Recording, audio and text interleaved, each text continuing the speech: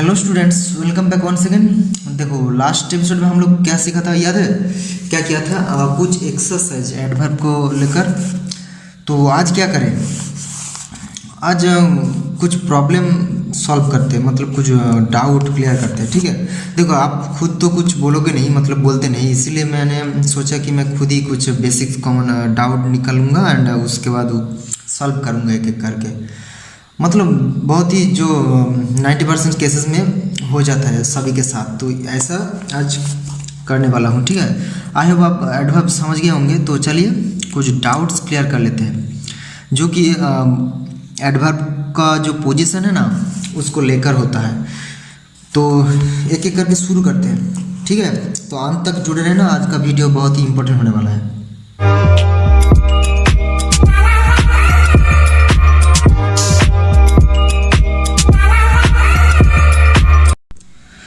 तो चलिए शुरू करते हैं एंड देख लेते हैं एक एक करके कि एक्चुअली मैं कौन सा प्रॉब्लम प्रेडिक्ट किया, कौन सा डाउट जो ज़्यादातर स्टूडेंट्स के अंदर रहता है। देखो एडवर्ब का जो पोजीशन हमेशा कन्फ्यूज़न रहता है ना, मतलब कहाँ बैठा है, कैसे बैठा है, कौन सा जगह सही होगा या गलत, इस तरह। तो चलिए यहाँ एडवर्ब का पोजीशन देख लेते हैं, ठीक है? पोजीशन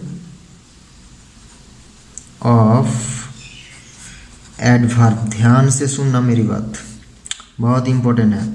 यहाँ लिख दिया पोजीशन ऑफ एडवर्ब, हमारा आज का टॉपिक। तो आई होप आज यहाँ हम एडवर्ब छोड़ देंगे, मतलब कंप्लीट कर देंगे। नेक्स्ट एपिसोड कुछ और लेकर आएंगे। ओके, तो चलिए देख लेते हैं। देखो पोजीशन बोले तो क्या हो सकता है, आपको क्या लगता है? नेचुरली एक सेंटेंस में जितने सारे प्रॉब्लम होता है एक सेंटेंस में, मतलब एक वर्ड, पार्ट्स ऑफ स्पीच का जितने सारे मेंबर है वो नेचुरली 3 जगह पर बैठ सकते हैं ना। 3 जगह मतलब एकदम सामने, बिगिनिंग, मिडिल एंड एंड, है ना, आखिर में। तो एडवर्ब भी उसी तरह। तो आपको क्या लगता है तीनों जगह में से कौन सा जगह एक्चुअली एडवर्ब के लिए फिक्स्ड है? मतलब 100% तो नहीं, लेकिन ज़्यादातर नेचुरली कौन सा जगह पर बैठना चाहिए एडवर्ब को, जानते हैं?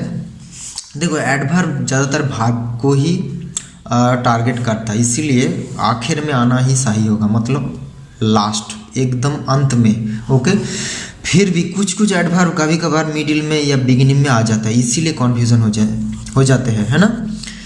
तो देख लेते हैं कि कौन सा एडवर्ब कहाँ बैठना चाहिए, है ना। देखो तो आई होप यहाँ रिकैप भी हो जाएगा। अब जानते हैं एडवर्ब ज़्यादातर 6 टाइप्स होते हैं, एक बार लिख देते हैं यहाँ। एक तो मैनर है, आप जानते हैं। दूसरा टाइम, तीसरा प्लेस, चौथा डिग्री, पांचवा फ्रीक्वेंसी एंड आखिर में छठा पारपास। यानी कि जो 5 छोड़ के 5 जो यहाँ एडवर्ब है, इन 5 को छोड़ के जो रह जाता है पारपास के अंदर आता है, मतलब ये मिक्स्ड है। ओके, ये 5 समझ गया तो समझ लेना कि पारपास भी समझ गया, तो इसको अभी के लिए हटा दो। ये 5 पर ध्यान दो, manner, time, place, degree, frequency. Okay, याद है, बेसिक आप समझ गए होंगे कि मैनर किस तरह होता है। मैनर बोलता है खुद कि मैं मैनर, बिहेवियर, एटीट्यूड के बारे में बोलता हूँ। टाइम तो टाइम है, समय। प्लेस कौन सी जगह, डिग्री लेवल ज़्यादा या कम, फ्रीक्वेंसी जैसे जब भी हो, जहाँ भी हो, जिस लेवल पर भी हो, वो कितनी बार होता है ये बोलता है। फ्रीक्वेंसी मतलब इन चारों के अंदर हो सकता है। ओके, तो मैनर बोले तो सबसे पहले नेचुरली क्या आता है हमारा, LY वाला वर्ड।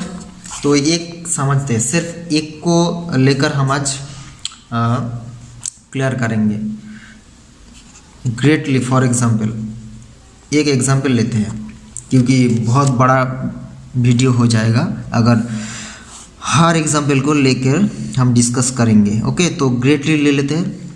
यहाँ टाइम की जगह क्या ले सकते हैं? जो सबसे पहले मन में आता है नेचुरल टाइम बोले तो एक समय, कब, आज, कल, परसों, इस तरह टाइम तो बोले तो टुडे ले लेते हैं, आज, है ना। प्लेस बोले तो एक जगह, यहाँ वहाँ कहीं भी एक जगह, जैसे हेयर, ठीक है। मोटा मोटा समझते हैं। डिग्री बोले तो किस तरह हो सकते हैं, किस लेवल पे, ज़्यादा या कम कुछ भी हो सकता है, जैसे सो या भेरी, ओके, भेरी ले लेते हैं। एंड फ्रीक्वेंसी बोले तो फ्रीक्वेंसी मतलब कितनी बार, कभी कभार, हर बार, हमेशा, इस तरह होता है ना, समटाइम्स लेते हैं, इस तरह। मतलब एक एग्जांपल ले लिया हर एक का। अब समझते हैं, देखो बेसिक समझते हैं, सब समझ जाएगा, ठीक है। मैनर बोले तो LY वाला वर्ड किस तरह काम करते हैं। फॉर एग्जांपल अगर मैं लिखूँ कि I did it greatly, okay, इसको मैं ये भी लिख सकता था, ग्रेटली आई डिड इट, है कि नहीं, ध्यान से सुनो। ये भी लिख सकता हूँ, आई ग्रेटली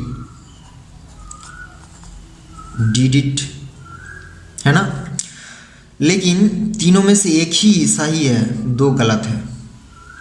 एक 100% एक्यूरेट है एंड बाकी जो बच जाते हैं दो, तीनों में से वो 50-50 चांस बनते हैं। आपको क्या लगता है कौन सा वाला है? आखिर में, सामने में, मतलब बिगिनिंग, एंडिंग या मिडिल, कभी भी, कहीं भी।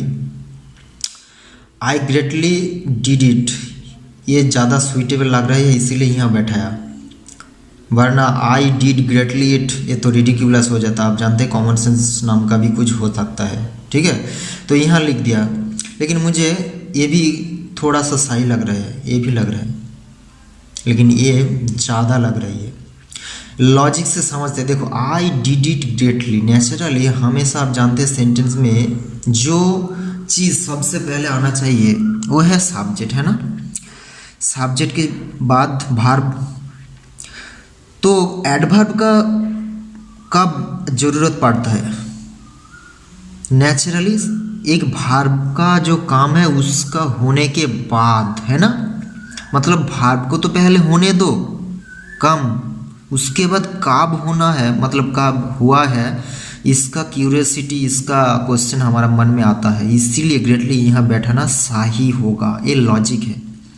लेकिन फिर भी ओवरऑल सेंटेंस के बारे में अगर हम लोगों ने पहले बोल दिया किस तरह, ये भी बनता है कभी कभार, लेकिन एक टोटल सेंस का ऊपर डिपेंडेंट है। जैसे यहाँ पर्पस की तरह हो गया ग्रेटली, यहाँ देखो आई ग्रेटली डिड इट काम के करीब है, ये काम के बारे में ही बोल रहा है। मतलब ग्रेटली जहाँ भी है काम को, वर्ब को ही टारगेट कर रहा है। लेकिन तीनों में से सुइटेबल ग्रेटली यहाँ है इस पोजीशन में, एंड में। क्योंकि देखो पहले हमारा जो मन में आता है वो सब्जेक्ट, वर्ब, मतलब एक सब्जेक्ट, उसका बाद कुछ काम होगा, उसके बाद हमारा माइंड क्वेश्चन करेगा कैसे, कहाँ, कब, इस तरह, है ना। तो I did it greatly is better than greatly I did it and I greatly did it, है ना। कॉमन सेंस, ध्यान से सुनो, सेंस को समझो, मीनिंग को समझो। एक कुछ ना कुछ अलग सेंस, अलग मीनिंग, एक पसंदीदा चीज़ बनता है। यहाँ देखो I did it greatly, greatly I did it, I greatly did it, यहाँ कॉन्फ्यूजन हो जाता है। आई ग्रेटली के बाद टोटल सेंटेंस के पास जाना पड़ेगा, मतलब कंप्लीट करना ही पड़ेगा। यहाँ भी ग्रेटली के बाद टोटल बोलना पड़ेगा, लेकिन यहाँ आई डिड के बाद या इट के बाद अगर मैं बोल के रख देता कुछ फर्क नहीं पड़ता। इसका मतलब कि हाँ ग्रेटली, यहाँ देखो आखिर में आके उसका जो एडवर्ब का जो पोजीशन वाला जो काम है ना वही पूरा कर रही है, कि वो पहले जिसके बारे में बोलेगा वो उसको तो आने दे, उसको अलाउ कर रही है, उसके बाद वो खुद आ रही है ना। मतलब फास्ट थिंग फास्ट। यहाँ देखो खुद पहले आ गया लेकिन कुछ काम नहीं यहाँ ग्रेटली, हाँ तो ग्रेटली क्या, इसके बाद इसका मतलब क्या है, ग्रेटली के बाद कुछ ना कुछ आना ही पड़ेगा। ग्रेटली अकेला खुद कुछ नहीं कर सकता, कुछ नहीं। ये मीनिंगलेस है यहाँ, सेंसलेस, पर्पसलेस। यहाँ भी आई ग्रेटली, हाँ व्हाट, आई ग्रेटली व्हाट। यहाँ देखो सेंस, यहाँ अगर हम खड़ा कर देते हैं, रुक जाते हैं, आई डिड, मैंने किया था, ओके हो सकता है। आई डिड इट, ये भी हो सकता है मैंने ये किया था। आई डिड इट ग्रेटली, ये भी इस तरह किया था, ग्रेट वे में किया था। एक मैनर बोल दिया डिड के बारे में, तो यहाँ ज़्यादा मीनिंगफुल लग रही है। ठीक है, इसका मतलब क्या है, मैनर वाला जो एलओआई वाला वर्ड है ना, मैनर आखिर में ही आता है ज़्यादातर, ये माइंड में रख देना। ठीक है, तो अब आते हैं टाइम। देखो मैनर ही कॉन्फ्यूज होता है, कॉन्फ्यूजन क्रिएट करता है, लेकिन टाइम प्लस डिग्री जो भी है वो बहुत ही आसान है। देखो टाइम नेचुरली कहाँ हो सकते हैं, टाइम या शुरू में या आखिर में, मिडिल में कभी नहीं होगा। यह भी पुट करके देख लेते हैं। देखो टाइम मतलब टुडे, फॉर एग्जांपल यहाँ डू लिखा था, या टुडे यस्टरडे कुछ भी छोड़ो, मतलब आज या कल किया था। तो टुडे आई डू इट या डिड इट, और I did it today, I think दोनों ही सही है, लेकिन आई टुडे डिड इट ये सही नहीं हो सकता, क्योंकि टुडे बीच में आकर डिस्टर्ब कर रही है, सब्जेक्ट एंड वर्ब के बीच में कुछ सेंस को आने नहीं दे रहा है ना। मतलब हमारा जो मन है ना वो बहुत ही क्यूरियस है, मतलब एक पैटर्न में चलती है, किसके बाद कौन सा प्रश्न आना चाहिए, कौन सा क्वेश्चन, वही देखो हमारा मन ढूंढता है। जैसे I did what, eat, how, greatly, when, उसके बाद आना चाहिए वेयर, उसके बाद, इस तरह ना। इसका मतलब टुडे बीच में अगर आ गया बहुत ही डाउटफुल होगा एंड वो गलत, टोटली रॉन्ग मैं बोलूँगा। या आप सबसे पहले बोल दो टुडे, आज मैंने ये किया, या आखिर में, एकदम आखिर में। ओके हो गया। आई होप टाइम के बारे में और कुछ कन्फ्यूजन नहीं है। एंड प्लेस, देखो प्लेस भी हियर, प्लेस उतना इम्पोर्टेंट नहीं है जितना मैनर है ना, या टाइम उतना इम्पोर्टेंट नहीं है जितना मैनर, इसीलिए मैनर को मैंने सबसे पहले रखा। ध्यान से सोचो, तो टुडे शुरू में या अंत में आना चाहिए, मिडिल में कभी नहीं। लेकिन ग्रेटली तीनों जगह कन्फ्यूजन हो सकता है, लेकिन आखिर में ही बेहतर होगा, मैंने बोल दिया यहाँ, तो यहाँ कन्फ्यूज मत होना। एंड प्लेस भी टाइम की तरह ही। ओके, उसके बाद डिग्री, देखो डिग्री एंड फ्रीक्वेंसी ऐसा चीज़ है, किसी एक के बारे में बोलेगा ही बोलेगा एंड उसके बाजू में रहेगा, मतलब एकदम करीब। जैसे भेरी वाला वर्ड, फॉर एग्जांपल मैंने कुछ किया था या वो बहुत ही नर्वस था, ठीक है, एग्जांपल लेते हैं, ठीक है, he was very nervous for example. यहाँ देखो भेरी को यहाँ लिखा या आखिर में लिख के देखो तो कैसा लगता है, भेरी ही वॉज नर्वस। रेडिक्यूलस मतलब एक बनते ही नहीं, लॉजिकलेस। ही वॉज नर्वस भेरी, नहीं कुछ तो गलत लग रही है। ही वॉज वेरी नर्वस, ये ज़्यादा सुनने में सही लग रहा है। तो वेरी बहुत ही आसान है। फ्रीक्वेंसी कितनी बार, जो भी कम, फॉर एग्जांपल यहाँ देखो मैंने वो किया था कभी कभार, I did it sometimes I did it, या आई समटाइम्स डिड इट, ये भी एक मैनर की तरह ही हो सकता है। लेकिन कितनी बार किया वो वर्ब के आजू बाजू रहना ही बेहतर होगा। ओके, मतलब फ्रीक्वेंसी ज़्यादा नहीं आते, जो जब भी आते हैं वो वर्ब के आजू बाजू रहता है, ठीक है, क्योंकि ये कितनी बार मतलब कुछ काम उसके बारे में बोल रहा है, कितनी बार एक ही लिमिटेड टाइम में एक पर्टिकुलर परिस्थिति में कितनी बार हो रहा है वो बोल रहा है। तो फ्रीक्वेंसी हो गया, डिग्री तो हो गया बहुत ही आसान, वेरी यहाँ ही बैठना चाहिए मिडिल में, कभी भी सामने या आखिर में नहीं आना चाहिए। एंड टुडे एंड हियर मतलब टाइम एंड प्लेस, या तो शुरू में या अंत में। ओके, मिडिल में घुस के आप देख लिया कैसा लग रही है। इसका मतलब सबसे कन्फ्यूजन वाला तो मैनर ही है, ठीक है।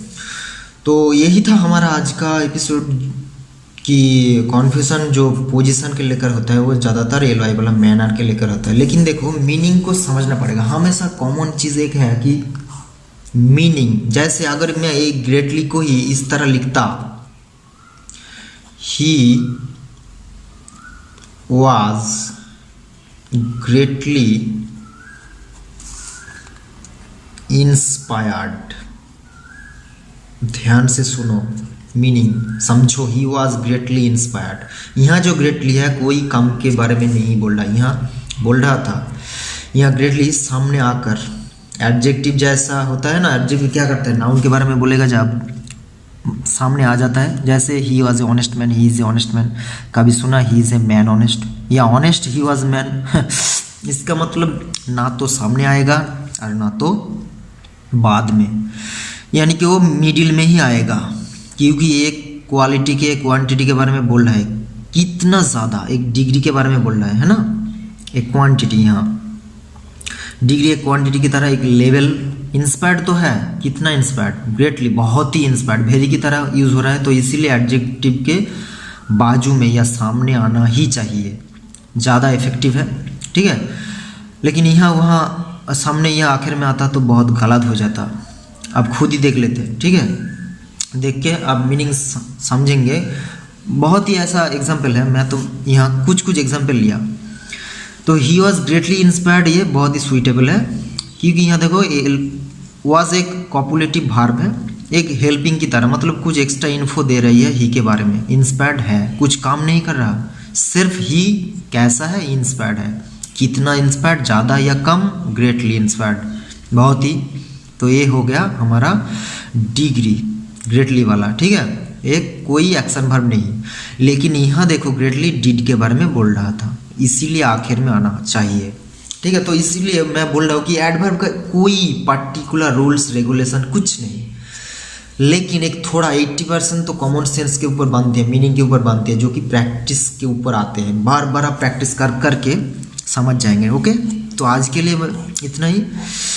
हाँ, तो जाते जाते कुछ एक्सरसाइज कर लेंगे, कुछ टेस्ट, मतलब मैं यहाँ कुछ दूंगा नहीं, आप मेरे साथ साथ करेंगे, क्योंकि आपके पास टाइम तो नहीं है एक्सरसाइज होमवर्क करने के लिए, कमेंट सेक्शन में आंसर बताने के लिए, इसीलिए मैंने सोचा कि खुद ही कुछ गेस करके प्रॉब्लम बोलूँगा एंड सॉल्यूशन भी करवाऊँगा एंड टेस्ट भी लूँगा, मतलब मैं खुद ही दिखाऊँगा। ओके, तो चलिए देखेंगे क्या टेस्ट है, ठीक है। तो चलिए देख लेते हैं, सबसे पहले क्या सवाल है, देखो, in which sentence are the adverbs positioned correctly, मतलब यहाँ दिया हुआ सेंटेंस में कहाँ कौन सा सेंटेंस में एडवर्ब सही तरीके से बैठा है। देखो ध्यान से देखो, जो क्विकली वर्क्स यूजुअली, जो यूजुअली वर्क्स क्विकली, या तो फिर जो यूजुअली क्विकली वर्क्स। सबसे पहले हमारा अकॉर्डिंग, मतलब जो भी पढ़ा है उसका अकॉर्डिंग जो बिल्कुल नहीं अच्छा लगता उसको हटा दो। जैसे थर्ड पोजीशन में जो है, जो यूजुअली क्विकली वर्क्स, इसको एलिमिनेट कर दो, क्योंकि यहाँ देखो वर्ब आखिर में आ गया एंड दो adverb usually quickly side by side बैठा है, ये तो बिल्कुल अच्छा नहीं लग रहा है, तो ये तो नहीं होगा 100%। एंड सबसे पहला एंड दूसरा जो सेंटेंस है ना, दोनों में से एक तो होगा ही होगा।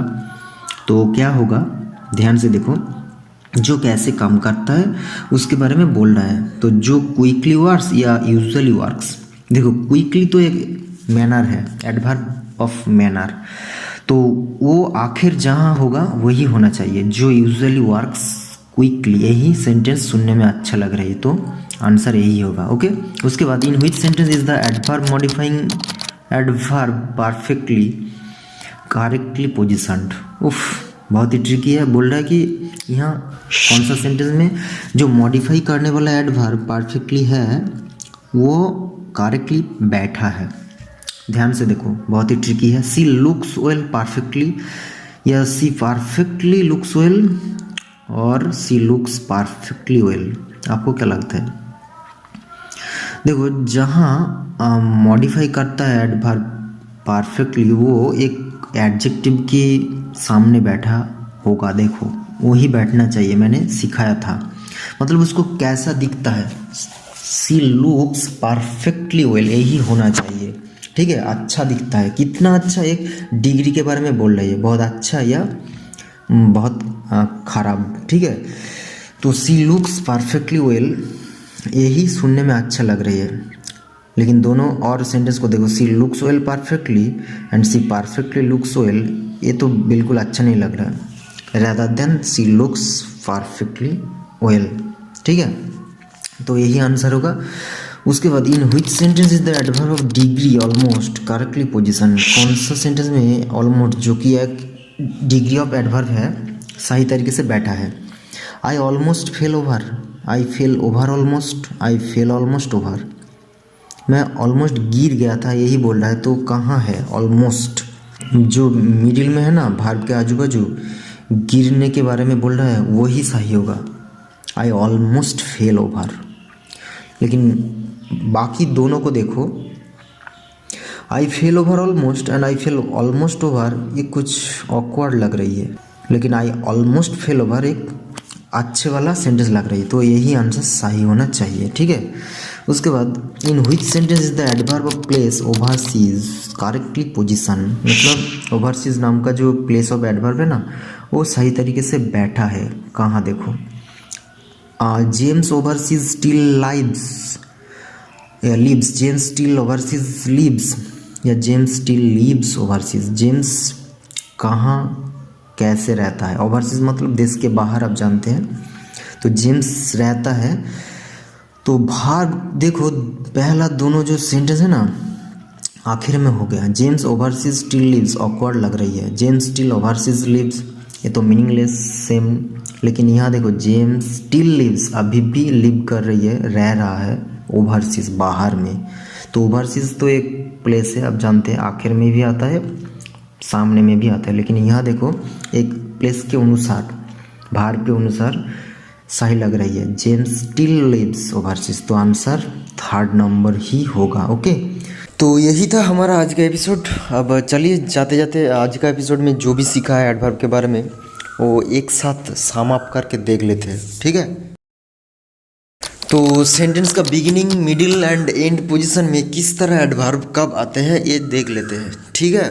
तो सबसे पहले एडवर्ब ऑफ मैनर हम लोगों ने ये सीख लिया कि वो ज़्यादातर एंड पोजीशन में आते हैं। उसके बाद एडवर्ब ऑफ टाइम हम लोगों ने देख चुका है कि वो बिगिनिंग में भी आ सकते हैं एंड में भी आ सकते हैं, फिर भी अगर मुझे दोनों में से एक को चुनना पड़ता है तो मैं एंड में ही चुनूंगा। ओके, उसके बाद एडवर्ब ऑफ प्लेस, ये भी टाइम की तरह बिगिनिंग में भी आ सकता है एंड में भी आ सकता है, ठीक है। उसके बाद एडवर्ब ऑफ डिग्री, ये सिर्फ मिडिल में आते हैं, अब देख लिया है कि ये ज़्यादातर एडजेक्टिव या कोई एडवर्ब के बारे में बोलता है। ओके, अब आते हैं एडवर्ब ऑफ फ्रीक्वेंसी, ये भी डिग्री की तरह आप देख लिया है, ज़्यादातर मिडिल में आते हैं, कोई भी काम कितनी बार होता है वो बोलने के लिए। ओके, तो यहीं पे एडवर्ब को आज ख़त्म कर रहा हूँ। देखो ये 80 to 90% जो केसेस में होता है ज़्यादातर, इसकी बेसिस पे मैंने जजमेंट दिया। आप जानते हैं एक्सेप्शन इज़ ऑलवेज देयर, फिर भी आप सोच समझ के टाइम प्लेस के अनुसार आप यूज़ करना है। ओके, तो चलिए आज के लिए बस इतना ही, बहुत बहुत धन्यवाद।